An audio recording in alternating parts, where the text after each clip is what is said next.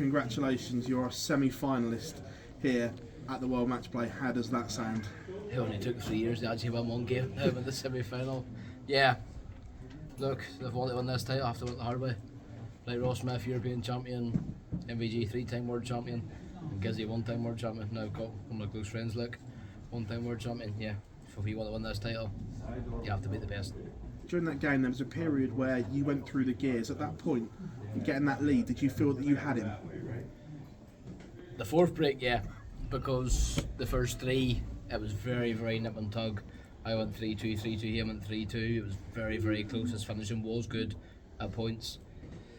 But when it seen the start that his turn average, or not his average, sorry, his percentage at doubles was 70, I went, well, you need to wake up, Josh, because you know how dodgy sometimes your doubles is and isn't. So I think when I seen that percentage that he was 70%, I went, you need to hit your doubles every time, and I did. How important was it for you to back up the Michael van Gerwen performance? Because we've seen players over the years lose to Phil, Michael and so on, and then not produce in the next round. How important was that for you? Yeah, well, obviously I played better than they did against MVG. It was a longer format, so if you average 104 in a best first to 16 format, it's not easy to do. So, but I don't know why I felt more relaxed against Gizzy, because I think I knew what he's been doing all year compared to MVG, which isn't like MVG. Everybody knows he's 3-time world champion for no reason. So I think when I played Michael, I felt under more pressure because I didn't know what Michael was going to turn up, and Michael did turn up. I obviously got the win in the end, but I knew what Gizzy was going to turn out the way he's been playing this year, and I'm just grateful that I played my game. We saw when Johnny Clayton won the World Cup for the first time, he went on this incredible run of picking up TV titles. The smile on your face says it all. After your World Cup win, do you feel on that same path, and do you now feel unbeatable on that stage, the confidence that you've got from lifting that title? 2 years ago when we sat here in the semi-final of the match play compared to now, so it must be obviously getting just getting that first TV major out the road. I know it's not ranking, but at the same time you still won on TV, especially on Sky Sports, which is, I think everybody looks at, is the main priority. So yeah, I just hope, obviously, well, not hope, I know my ability, what I can do, but at the same time I'm only 24 years of age. Cheers, Josh, thank you. Thank you. Josh, well played tonight. For a lot of that game you had a bit of a buffer over Gezi, was it 2 or 3 legs? How important has it got towards the end of the game, was it, to make sure that he didn't close that buffer and things like nerves come into the equation? Yeah, I gave him a couple of chances in 68, missed double 4 and I missed double 4 again, and he's hitting his doubles at that time, so I was very happy the tops didn't let me down. I think I missed it once out the whole game, so I was very chuffed with that performance at tops. So yeah, but if he's scoring for show, doubles for dough, that's the way I look at it. We talked the other day about Gezi on stage, the celebrations and the emotions and how you sort of feed off that and react to that. We didn't see much emotion on stage from Gezi and you. Do you think it's something he was thinking about? I kept it in, and I will agree with you, I think he was keeping it in because he knew we've played each other quite a few times this year. Obviously in the Pro Tour you can't give emotion because it's in an enclosure environment, whereas on the stage you can. I think he's probably, I don't know if he has, but I think he's seen my interview and he's like, oh, I know what Josh can do. As soon as I give it a big, then he's going to feed off that. He gave it twice and I backed up straight away. When he gave it twice, I won the leg after that. So I was shocked he didn't give it as much as he did, but I don't know if he felt, well, because he doesn't feel pressure, but I think he just knew that I was in front. There was no point in doing it until he was in front, if he got that position, but he didn't. So obviously, thankfully, that didn't happen. I guess the position you were in, you were kind of keeping him quiet with all that. Yeah, but I didn't. Well, I knew he was playing the way I can, but as again, I don't think it was averaging 104. I thought it was averaging a ton the way he did. It was like it was consistent, but I kept hitting a couple of silly scores and stuff like that. But yeah, but you're playing the best players in the world, you have to turn up. And quite a lengthy chat with Gezi at the end there. What did he have to say to you? Me and Gizzy got on absolutely fantastic.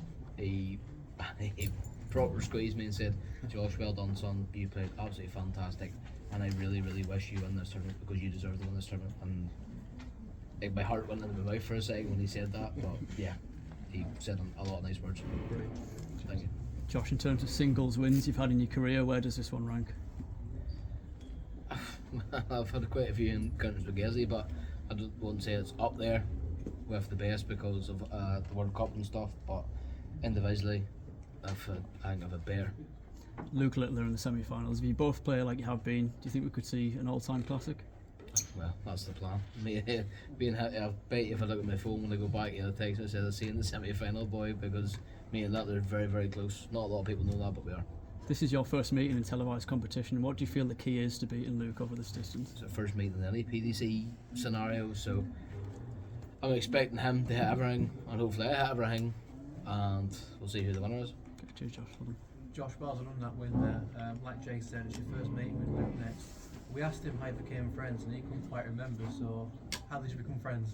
The first time we met was actually in Clarny before I won my third card. Everybody heard of him because he was in Lakeside and stuff like that, and I actually beat him 4-2 in that scenario. But in the short format, it means nothing, and obviously it was in the WDF where you start from. And I would say when he won his third card, and because we're in the same age bracket, well, obviously I'm 6 years older, but at the same time he's matured a lot, and we talk nearly every day. How hard is it when you're playing in such a big tournament with one of the biggest titles in darts, and you're playing one of your close friends up there? Does it make it more difficult to prepare and go into that match? It can do, but I'm hoping it doesn't, because the two of us know how we can play. We can both win any tournament when we're on our day, but when sometimes when close friends come into the scenario, it can be difficult, but hopefully tomorrow for the two of us, it doesn't. Well, thanks, Josh. Thank you. Thank you. Just on that, Josh, Stephen Bunting and Nathan Aspinall were also very close with him. They both received quite a bit of criticism at the World Championship for kind of passing it over to Luke and maybe taking the pressure off him a bit. Is that something you're wary of going into it tomorrow? No, as I said, I think tomorrow, obviously look at me in his room and I'd be in my room, but as I said, if I go to my phone and he said I'll see you in the semi-final, boy, that's exactly what I'll get. But no, I'm not feeling any pressure, and he obviously clearly doesn't feel any pressure at all. So I think personally, between the two of us, it'll be fireworks tomorrow. So you won't be afraid to give it large if there is a big check out? Or... Oh well, I'll give it large if I know I'm well ahead. I'm not like that. Everybody knows that. So if I'm a good bit ahead and I feel it needs to be done, I'll do it. But if I'm still ahead and there's no need to do it, there's no need to do it. Josh, if I can I take you back to the Grand Slam a couple of years ago, James Wade? You had him in a similar position to what you had Gezi tonight, but obviously that went wrong. What was the main difference in between those two matches now? Manufacturing, and back then I think I was a wee bit scared of learning how to win, whereas I'm not now. I want to win and I'll feed off winning. Whereas back then I was like, I won the semi-final of the Grand Slam, whereas now I've had the UK Open semi-final, won the World Cup and all that, I'm not scared to win now.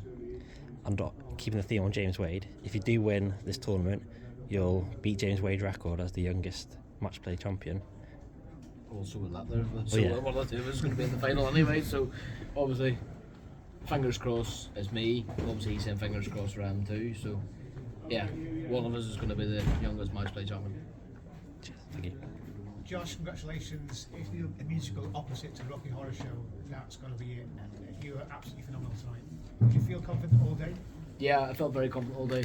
I went to the sauna, the swimming pool and the jacuzzi, and funny enough Gezi was there too, and I looked at when I done that, I went, I'll see you tonight. Obviously it's just as a joke because me and Gezi are very, very friendly, and he done the exact same thing back, so yeah, you have to believe in your game.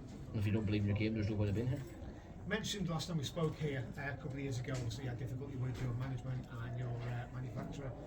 How much do you attribute this now to Gary Plummer, Target, and obviously Rab, what you're doing now? And the best thing that ever happened to me. As soon as obviously everything was done and dusted, especially Rabbi helped me out so much mentally. And as soon as obviously Rabbi's a part of Target, and then they call up the Gary wanted me from Target, I was like, happy days. When I was a young kid at 12, I always wore a Target shirt anyway, and I went one day I'd love to be sponsored by Target, never knowing they'll have the career I have now at the minute. And then when I got that phone call that Gary wanted me, I was a wee bit emotional. I mean, World Cup winner, you're playing great darts in the semi-final match play. You're going to walk an advert for getting married. Everybody get married. Well, ever since I got married, everything's changed, and it's been the best things that ever happened to me. So, a father of 2 kids and married in January, you can't ask for any better than that. Congratulations, all the best. Thank you. Tomorrow. Okay, everybody. Thank you all. Thanks, John.